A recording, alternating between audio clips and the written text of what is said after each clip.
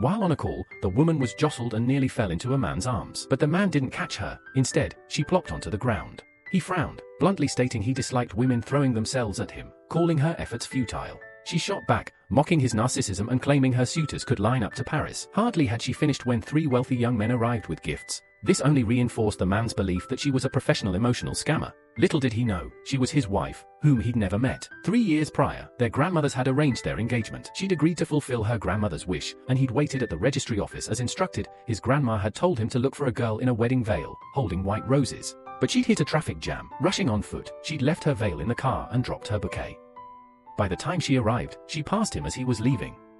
Just as she thought fate had failed them, his mother had already picked up their marriage certificate for them. He then left for overseas business, and the 2 strangers had been married without ever meeting. 3 years later, she was a project director at a listed company, and he was back in the country. They crossed paths again but didn't recognize each other, now rivals, as their companies competed. In a business negotiation, he belittled her, only to lose the contract to her. Later, when she went to a luxury store to pick a gift for her husband, on her grandma's urging, she ran into him again.